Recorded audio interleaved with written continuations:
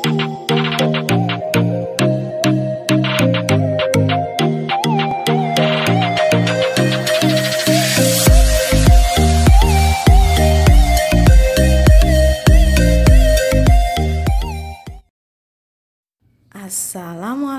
warahmatullahi wabarakatuh.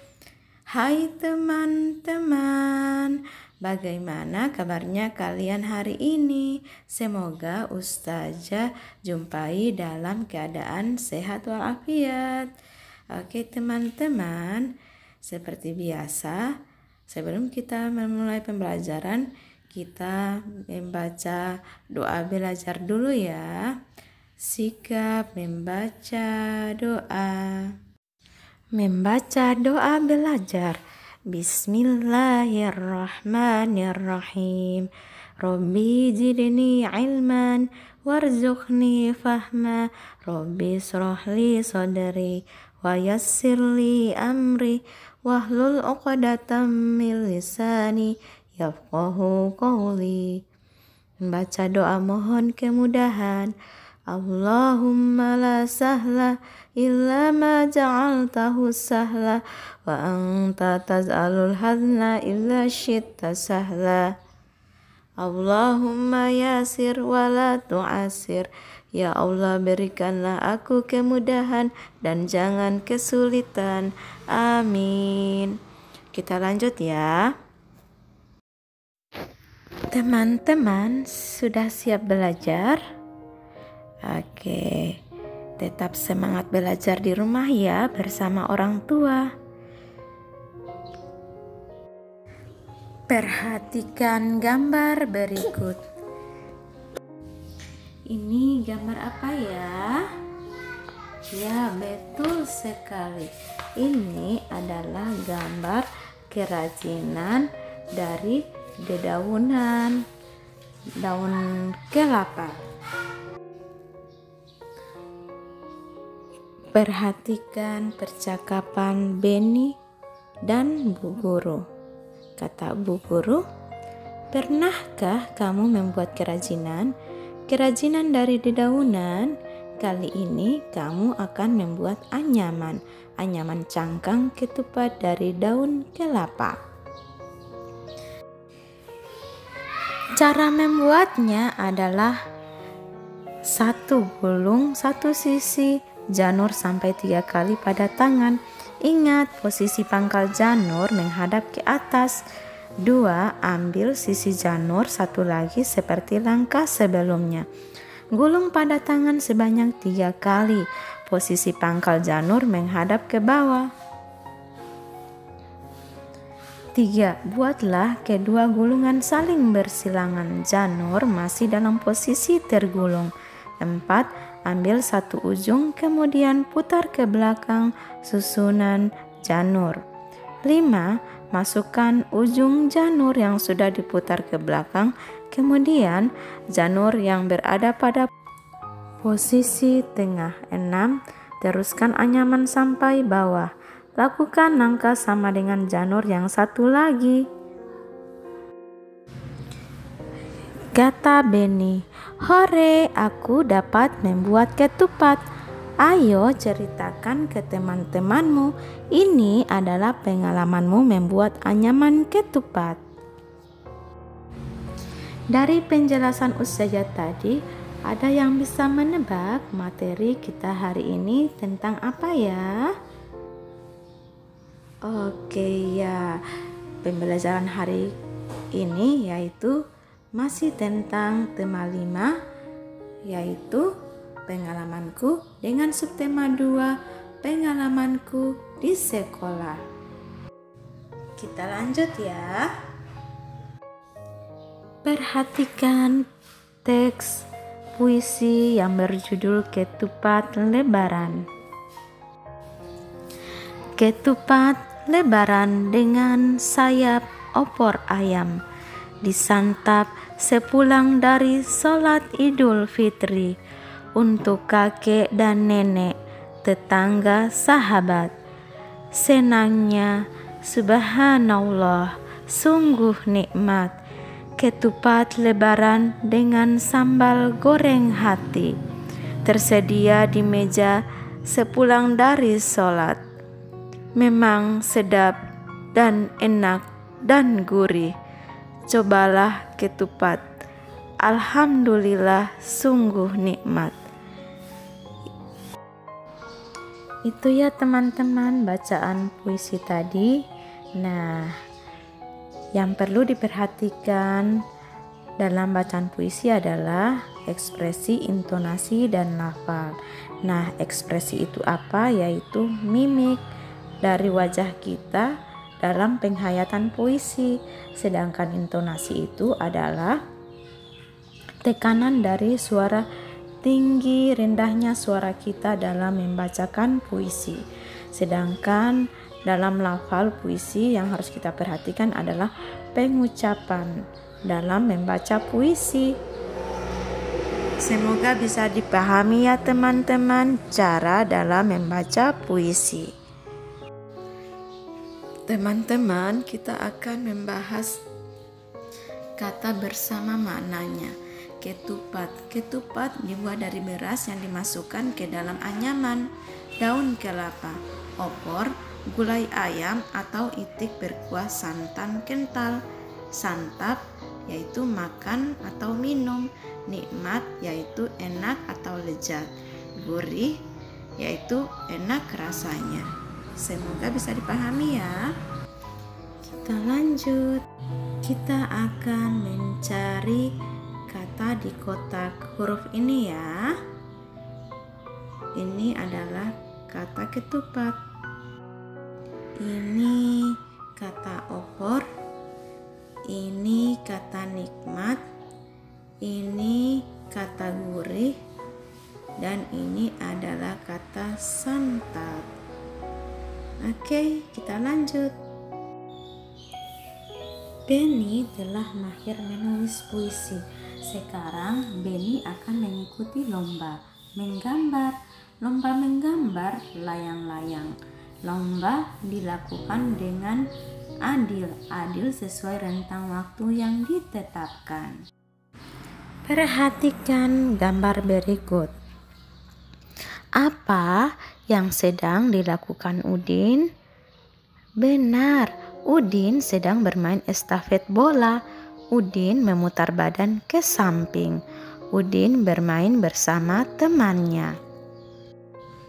Perhatikan gambar berikut. Gambar ini adalah gerakan memutar badan.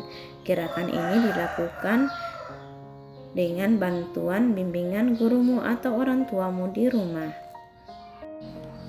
Badan dapat diputar ke samping, ke kiri, dan ke kanan. Coba lakukan gerakan ini.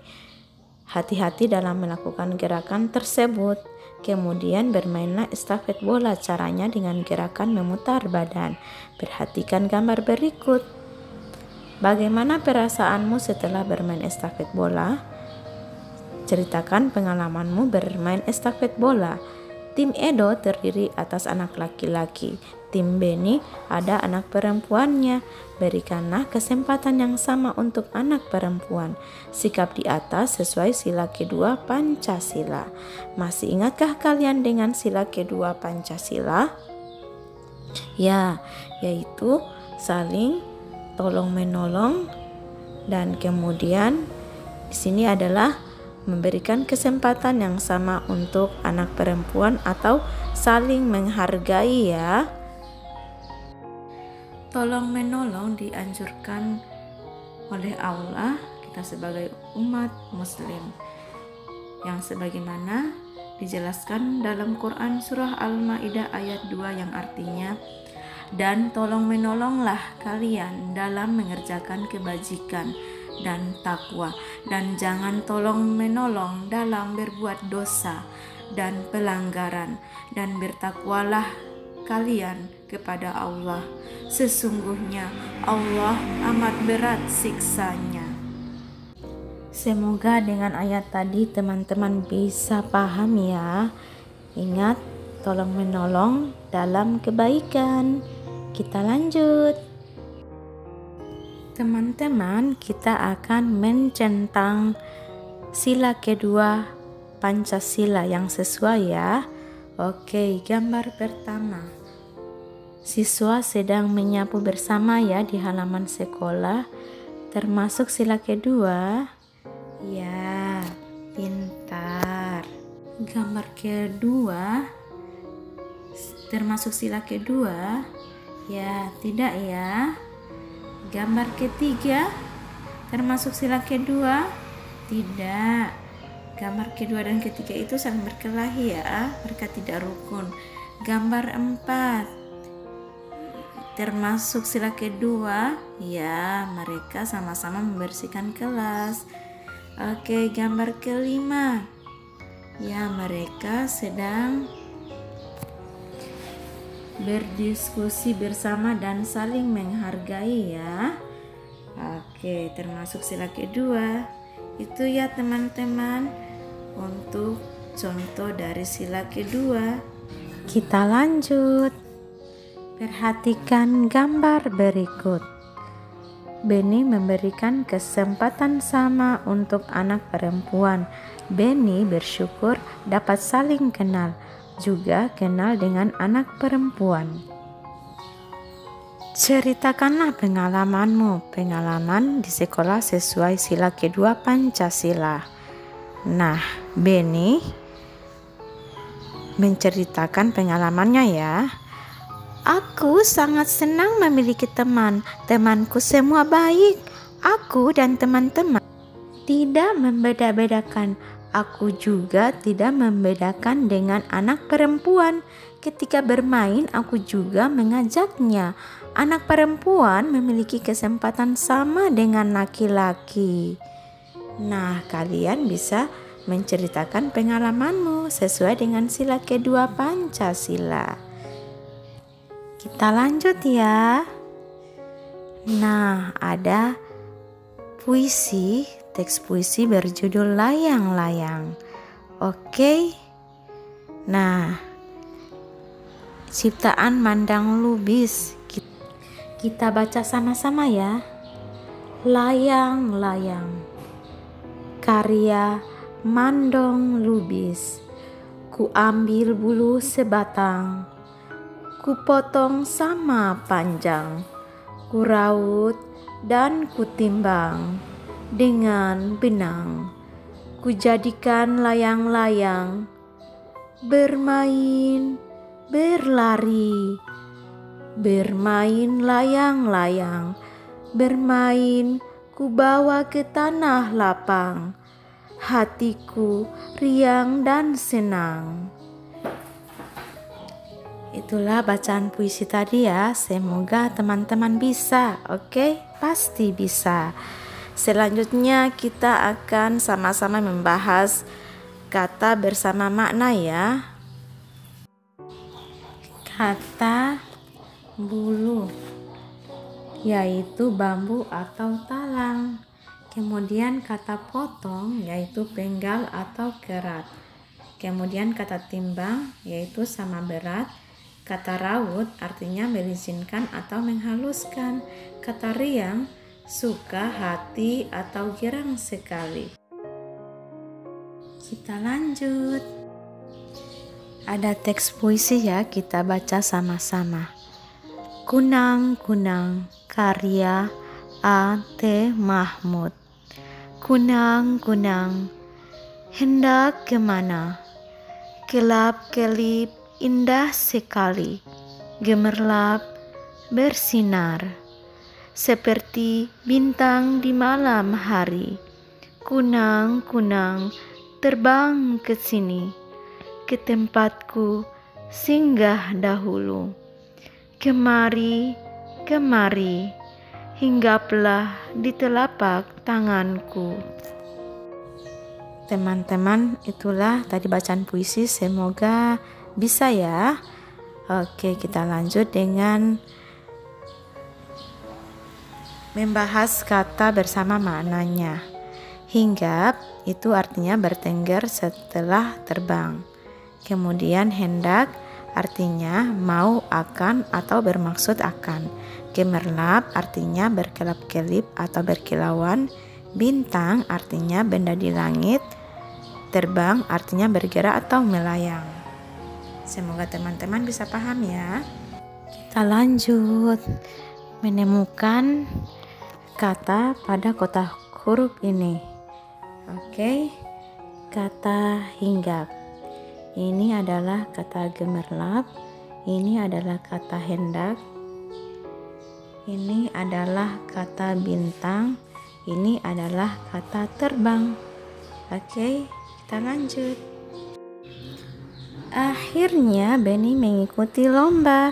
Beni sebagai wakil dari sekolah, peserta lomba dari berbagai sekolah-sekolah dari seluruh daerah di Indonesia. Warna kulit peserta berbeda, agama peserta juga berbeda, bahasa peserta juga berbeda. Nah, perbedaan warna kulit, agama, dan bahasa merupakan anugerah. Kamu tidak boleh membeda-bedakannya. Inilah contoh sesuai sila ketiga Pancasila. Masih ingatkah kalian contoh sila ketiga Pancasila? Kebetulan sekali. Ya, ini contoh dari sila ketiga, yaitu mengutamakan kepentingan keluarga, tidak memaksakan kehendak, saling menyayangi, saling menolong, saling menghormati, dan saling menghargai. Juga gotong royong di antara anggota keluarga, menjaga dan memelihara harta benda keluarga. Nah, itu ya beberapa contoh dari sila ketiga Pancasila. Nah, berikut ada gambar ya yang akan kita centang yang termasuk sila ketiga Pancasila. Gambar pertama itu tidak ya. Gambar kedua termasuk sila ketiga Pancasila. Gambar ketiga termasuk sila ketiga Pancasila. Gambar keempat tidak termasuk sila ketiga Pancasila. Gambar kelima tidak termasuk sila ketiga Pancasila. Gambar keenam tidak termasuk sila ketiga Pancasila. Semoga teman-teman bisa paham ya apa yang Ustazah Rizna sudah sampaikan dan jelaskan. Oke. Ingat teman-teman, tadi kita sudah membahas ayat Al-Quran surah Al-Maidah ayat 2, yaitu tentang tolong menolong. Nah, kita harus tolong menolong ya dalam kebaikan. Oke teman-teman, titip pesan dari Ustazah, tetap sholat 5 waktu, semangat belajar di rumah bersama orang tua ya, kerjakan tugas. Oke, terima kasih. Assalamualaikum warahmatullahi wabarakatuh.